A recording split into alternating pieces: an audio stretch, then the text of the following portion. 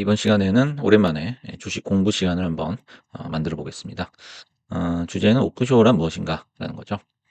그래서 이제 채널을 운영하거나 아니면 이제 주변에서 가장 많이 듣는 그런 질문이 바로 이거죠. 어떤 종목이 오를까요? 라는 질문이에요. 그래서 이 질문이 거의 압도적으로 많습니다. 그만큼 이제 상승이 임박한 종목을 찾는 것은 모든 투자자들의 강력한 열망이자 희망사항이다라는 거죠. 그래서 그에 대한 답이 바로 오프쇼어 패턴이다라고 설명을 드릴 수 있겠습니다. 그래서 오프쇼어라는 것은 이제 말 그대로 해변에서 바다로 나간다라는 뜻이에요.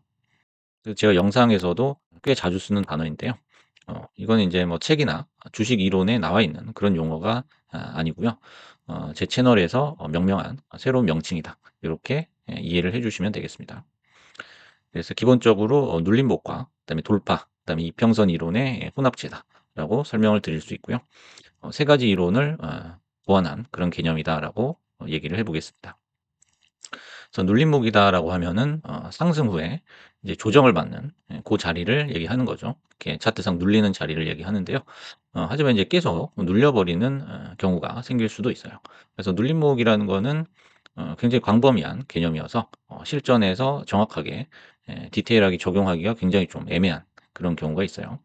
근데 이제 오프쇼어 같은 경우에는 이제 눌린 후에 확실한 상승 시그널을 보고 매수한다는 그런 특징이 있습니다. 그럼 이제 돌파 같은 경우에는 이제 전고점을 돌파하는 자리에서 이제 들어간다라는 개념이죠. 하지만 이제 쌍봉을 찍고 쭉 내려오는 그런 경우도 종종 발생을 합니다. 하지만 이제 오프쇼어 패턴 같은 경우에는 밑에서 올라가는 거예요. 그래서 최소한의 어떤 가격적 안정성을 확보할 수 있다라는 장점이 있어요. 그다음에 이평선 매매 같은 경우에는 이제 정배열 진행을 찾는 방법인데요. 하지만 이제 파동 자체가 하락으로 접어들면 단기적으로 손실이 날 수 있다는 거죠. 하지만 오프쇼어 같은 경우에는 파동의 상승 초입을 공략하는 거예요. 그래서 상대적으로 리스크가 낮다라고 볼 수가 있습니다. 그래서 세 가지 매매법을 효과적으로 보완할 수 있는 패턴이 바로 오프쇼어다라고 설명을 드릴 수 있겠습니다.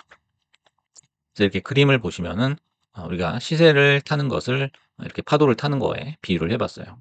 그래서 인제 그 패턴을 발견을 하고 이제 해변에서 준비를 하는 거죠. 바다로 나갈 준비를 하고 서핑을 시작을 하게 되죠. 하지만 인제 시작하는 고 순간에는 약간 이렇게 주춤하면서 약간 불안한 자세로 앉아 있죠.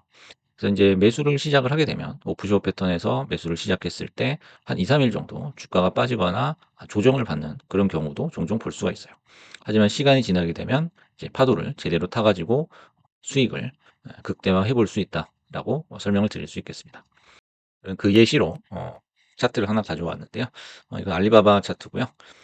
이렇게 길든 짧든 동면의 시기를 거친다라는 거죠. 그러니까 한참 상승을 했어요. 상승을 하고 나서 이렇게 조정을 받던 그 시기를 얘기를 하는 거죠. 그래서 인제 그 주가가 하방을 그릴 때는 가장 큰 특징이 이평선을 뚫지를 못한다는 거예요. 이평선을 뚫지 못하고 이평선 하단에서 낑낑대면서 계속적으로 슬라이딩하는 그런 모습을 보여주고 있죠. 그래서 이 순간에도 이 시기에도 매물 소화는 계속적으로 하고 있어요. 하지만은 추가적인 상승이 나오지 못한다라는 거죠. 그래서 추세 이론에서 가장 핵심적인 요소라고 할 수가 있어요. 우리가 추가적인 상승이 나와야지만 우리가 주식을 보유하는 의미가 있는 거거든요. 그래서 이 추세가 상방이냐 하방이냐는 결국에는 이 추가적인 상승에 달려 있다는 겁니다. 그래서 이제 그런 관성을 일으킬 만한 추진력을 찾아볼 수가 없다는 거죠. 그래서 그 추진력이라는 것은 무조건 컨센서스의 전환에서 나오는 거예요. 그래서 이거는 거의 예외가 없다는 거죠. 그래서 컨센서스가 전환이 되고 추세가 바뀌는 그 시점에서는 보통 갭이 발생한다는 거예요. 여기 이제 갭이 이렇게 뜬 이후에 추세가 바뀌는 것을 알 수가 있습니다. 그리고 여기도 마찬가지죠. 갭이 이렇게 하락 갭이 발생을 하고 나서 추세가 바뀌는 것을 알 수가 있습니다. 그래서 인제 오프쇼어라는 건 보통 이평선을 다 깨고 올라오는 캔들이 깨고 올라오는 고 위치를 얘기하는 거예요. 근데 여기서 인제 비교를 해 보면 여기서도 인제 캔들이 이평선을 뚫고 나오는 그런 모습이 발견되지만 여기서도 인제 발견이 되거든요. 살짝살짝 이렇게 뚫고 있죠. 하지만 인제 이 두 가지의 결정적인 차이는 저점을 낮춘다는 거예요. 저점이 계속적으로 낮아지고 있다는 거고 오른쪽 보시면은 저점이 유지되거나 높아지고 있다라는 차이를 알 수가 있는 거죠. 다음 두 번째 차트도 한번 보시겠습니다. 요건 이제 레딧이라는 차트인데요. 파란색으로 표시한 요 부분을 보시면 동면 시에도 이미 싹이 보인다라는 거예요. 그래서 저점을 이렇게 높여가고 있는 그런 모습이고요. 이제 갈로는 간다라는 거죠. 그래서 이렇게 이평선 밑에 캔들이 짓눌려 있는 그런 상황에서도 어떤 시그널을 보내준다는 겁니다. 그래서 이렇게 저점을 높여갈 때는 뉴스와 전체 장세를 한번 분석을 해봐야 된다는 거죠. 그래서 이제 차트만 볼 게 아니고 차트 시그널이 정해졌다면은 나머지 부분을 보는 습관도 길러야 된다는 거예요. 그래서 이렇게 고개를 내밀었죠. 고개를 내민 다음에 주춤하는 이런 이제 풀백 자리가 나오게 됩니다. 풀백이라는 것은 이제 되돌림이죠. 여기까지 올랐다가 다시 또 주가를 되돌려 버리는 거예요. 하지만 여기는 이제 던질 시점이 아니고 적극적으로 베팅할 타이밍이다라는 거예요. 그래서 이 부분에서 스마트 머니와 언스마트 머니가 확연히 갈리는 그런 구간이죠. 그래서 이렇게 경합 캔들이 다수 발생한 것을 알 수가 있습니다. 그리고 여기도 이제 추세가 바뀔 때 보시면 어김없이 갭이 떴고요. 여기 보시면 이제 캔들이 긴 꼬리를 단 것을 알 수가 있습니다. 그래서 이 부분에서 얼마나 많은 사람들이 이 가격이란 거에 집착을 해가지고 기회를 놓치는지를 우리가 알 수가 있는 거죠. 이렇게 가렸을 때, 오른쪽을 가렸을 때 가격만 보게 되면 상대적으로 높은 위치에 있기 때문에 살 수가 없다는 거예요. 하지만 이제 우리가 추세에 집중을 하게 되면은 요 가려져 있는 요 부분을 예측을 해볼 수 있다는 거죠. 그래서 이평선을 이렇게 돌파하는 요 지점을 우리가 오프쇼 패턴이라고 얘기를 했는데요. 이렇게 이평선을 돌파할 때는 헤지테이션이 나온다라는 거예요. 그래서 이제 살까 말까 망설이고 던지는 사람도 많고 사는 사람도 많고요. 그래서 이제 갈까 말까 망설이는 그런 부분을 우리가 확인을 할 수가 있어요. 하지만 그 시기가 이제 최적의 매집 타이밍이다라는 거예요. 그래서 이제 갈지 안 갈지 잘 모르는 그 시그널이 결국에는 최고의 시그널이다라는 거죠. 그래서 눈에 보이는 확실한 신호는 신호가 아닌 경우가 더 많다라는 겁니다. 그래서 너무 노출된 재료는 재료라고 볼 수가 없다는 거죠. 그래서 우리가 가격이 높다라고 이제 얘기를 많이 하는데요. 가격이 높다라고 얘기하는 건 정말 한도 끝도 없다라는 거예요. 그래서 계속 이제 보는 거예요. 여기서도 높고 여기서도 높고 어디를 봐도 높아 보여요. 하지만 결국 최후의 고가에서 이만하면 들어가도 되겠지 하고 들어가서 물린 사람이 많다는 거죠. 그래서 이 추세를 전부 다 확인을 하고서 수익을 낼 수는 없다는 얘기죠. 결국 추세, 파동 가격은 진리다라는 거예요. 추세가 전환이 되는 그 시점, 그 초입에 들어가야지만 수익을 극대화할 수 있다라는 거고, 그다음에 가격보다는 파동보다는 추세가 훨씬 더 중요하다라는 거죠. 그러면 마지막으로 이제 주식 공부를 하실 때, 그리고 주식 이론 공부에 접근을 하실 때 어떻게 해야 되는지 한번 세 가지로 크게 정리를 해봤습니다. 첫 번째는 이제 교조적인 접근을 금지한다는 거예요. 그래서 교조적이라는 것은 책에 나온 대로 고지고대로 믿고 액션을 하는 거죠. 그래서 책에 이렇게 나왔어라고 우기면 웃음거리가 된다는 점을 꼭 명심을 해야 됩니다.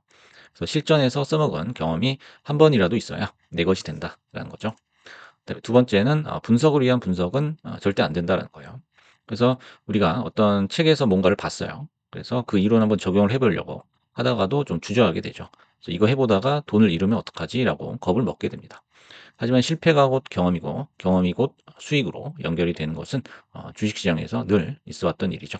우리가 경험은 많이 해 보려고 하는데 실패는 길을 쓰고 피하려고 하죠. 그것은 이제 모순이 된다는 겁니다.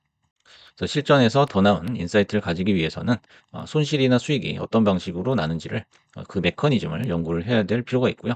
그래서 그 이론과 실전을 반드시 연계를 시켜야 된다는 겁니다. 세 번째는 최대한 심플하게 생각을 해야 된다는 거죠.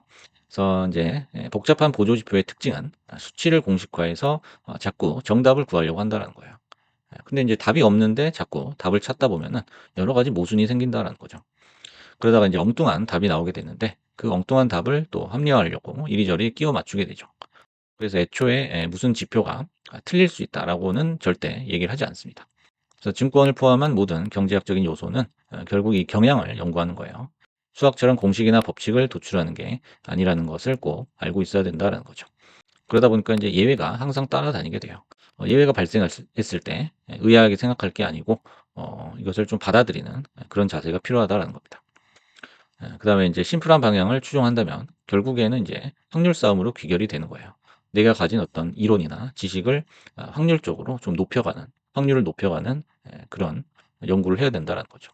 그래서 그 확률을 높이기 위해서는 실전에서 재현 가능한 나만의 패턴을 찾는 것이 중요하다는 겁니다. 그리고 오프쇼어도 역시 그중 하나에 불과하다라는 거죠. 그래서 주식에는 이제 수많은 이론이 있고요. 정말 많은 그런 패턴이나 어떤 히스토리가 있죠. 그래서 이제 오프쇼어라는 거는 주식이라는 이제 넓은 바다에서 우리가 쥐고 있는 한 줌의 모래와도 같다. 라고 설명을 해볼 수 있겠습니다.